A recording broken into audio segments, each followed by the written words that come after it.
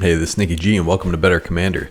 Today we're talking about the curious case of Kurkesh Onaki Ancient. Kurkesh Onaki Ancient is a really interesting card with only one printing in M15. He's an Ogre spirit that has a very unique triggered ability. Let's read the card. Kurkesh Onaki Ancient is 2 red for a legendary creature Ogre Spirit. It's a 4/3. Whenever you activate an ability of an artifact, if it isn't a mana ability, you may pay red. If you do, copy that ability. You may choose new targets for the copy. Okay, it also says the Onaki were masters of dark arts and artifice. Their creations continued to spread foul magic, paving the way for their return. Kurkesh interacts with artifacts in a very interesting way, and he doesn't tap to do so. This leads to some really wild loops you can generate infinite mana with. One of the problems is he's mono red. We don't have a ton of ways to tutor in mono red, but we do have plenty of wheels and artifact synergy. Let's take a look at the combos we'll focus on and how to get them. But before we do, take a hot summer second to romance that subscribe button. Just whisper in its ear a little bit. Tell me about stupid cards. Let me subscribe to your channel, Nicky G. You got all the cards that I want to hear about, you man. Okay, so Kurkesh can copy activated abilities of artifacts for 1 red mana. Mana abilities can't be targeted. Let's take a card like Basalt Monolith. Basalt Monolith is 3 generic mana for an artifact. It doesn't untap during your untap step, but you can tap it to add 3 colorless mana, or you can pay 3 colorless mana to untap Basalt Monolith. Basalt Monolith is a classic combo card. We activate it, tapping for 3. Then we activate the second ability to untap Basalt Monolith. This triggers Kurkesh, and we can pay 1 red mana to copy the untap ability. Put the second untap on the stack. We let 1 copy of the ability resolve, tap for 3 mana, which is a mana ability that does not use the stack. Then we let the second copy of the untap ability resolve, untapping Basalt Monolith. This nets us 3 colorless mana for every 1 red mana we invest. If we have a lot of mountains on the battlefield, this can generate a ton of colorless mana, but this isn't a combo per se. We need one more piece. Well, we can combo out for infinite colorless mana with Rings of Brighthearth. So Rings of Brighthearth is 3 for an artifact. Whenever you activate an ability, if it isn't a mana ability, you may pay 2. If you do copy that ability, you may choose new targets for the copy. This also doesn't tap. You just need to invest the initial 2 mana and can net us 1 colorless mana per activation. You also have Forsaken Monument, which is 5 colorless mana for a legendary artifact. Colorless creatures you control get +2/+2, don't care. Whenever you tap a permanent for colorless mana, add an additional colorless mana. Whenever you cast a colorless spell, gain 2 life. So this just nets us 1 colorless mana per activation. You tap for 4 colorless, untap for 3. Great, colorless mana, we can do a lot with that, but really we want red mana so we can cast our win conditions. Oh man, like Meteor Shower, it's XX and a red for a sorcery. Meteor Shower deals X plus 1 damage divided as you choose among any number of targets. We have a couple cards like this that we can pump 1,000,000 mana into to destroy our enemies. This, Fireball. So we need at least some red mana to do this. So let's get a combo that works with our commander. Gemstone Array is 4 colorless mana for an artifact. It has 2. Put a charge counter on Gemstone Array. Remove a charge counter from Gemstone Array, add 1 mana of any color. So this is 2 activated abilities, one of them is a mana ability. This combo works with Kurkesh and Basalt Monolith. We activate Basalt Monolith, tap for 3, untap for 3. Copy the untap ability with Kurkesh, get our 3 colorless mana, pay 2 in a Gemstone Array. Then we can remove a charge counter from Gemstone Array to add a red mana, which is what we need to repeat the loop to net 1 colorless mana per loop. We can use that infinite colorless mana to put charge counters on Gemstone Array and get red mana for days. Great, that's a mini toolbox that works great with Kurkesh. Alright, let's take a look at another 3-card combo using a big-time mana rock like Gilded Lotus. Gilded Lotus is 5 generic mana for an artifact. Add 3 mana of any 1 color. Or there's an even better option, Coveted Jewel, which is 6 generic mana for an artifact. When it enters the battlefield, draw 3 cards. You can also tap, add 3 mana of any 1 color. Whenever 1 or more creatures an opponent controls attacks you and aren't blocked, that player draws 3 cards and gains control of Coveted Jewel. Untap it, which is bad. But that's okay because we're going to win that turn. So either of these artifacts taps for 3 mana, but we need to untap them. So we need Voltaic Key. It's 1 generic mana for an artifact. It has 1 and tap it, untap target artifact. So we tap Gilded Lotus for 3 red mana. Activate Voltaic Key for 1 red mana to untap Gilded Lotus. We copy the ability with Kurkesh targeting Voltaic Key. So you net 1 red mana and now have a loop where you can repeat to generate infinite red mana and infinite artifact untaps. The red mana is great, but the untaps is relevant for certain cards in the deck. Namely Goblin Charbelcher, 4 generic mana for an artifact. It has 3 in tap. Reveal cards from the top of your library until you reveal a land card. Goblin Charbelcher deals damage equal to the number of non-land cards revealed this way to any target. If the revealed land card was a mountain, Goblin Charbelcher deals double that damage instead. Put the revealed cards on the bottom of your library in any order. This is a win condition. We can just cycle through our deck, and it's going to annoy everyone because it's a stupid, useless card outside of this deck where we have infinite untaps.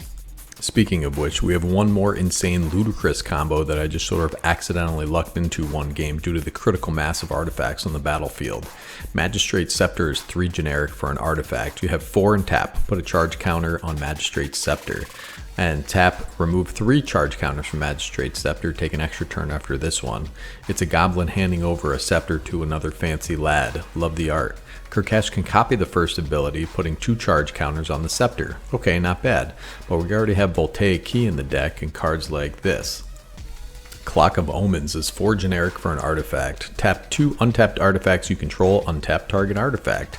If we have, say, this and another artifact, we can untap Magistrate Scepter twice, copying it with Kurkesh. So with 8 mana, we can take an extra turn, then do it again next turn, then again and again and again until everyone scoops. We basically have infinite turns.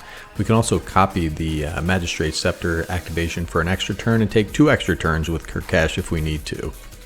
Alright, so we might as well stick this in there. Staff of Domination is 3 for an artifact. So you have 1, untap the staff. You have 2, tap, gain 1 life. 3, tap, untap target creature. 4, tap target creature, and 5 tap, draw a card. So if we're making infinite mana, we might as well include this bad boy. We can pop this out early, let it sit there ominously as our opponents are all sweaty like, oh shoot, we gotta kill the Staff of Domination, blah blah blah. All the while you're like, LMAO, this isn't even our win con, dude. Okay, so we're in mono red and we need to dig out our win conditions. That's a problem because there are 100 cards in a deck and we need 3 to 4 specific cards to win. So we need to tutor them out, you Dark Souls veteran. You fried your brains, you went hollow.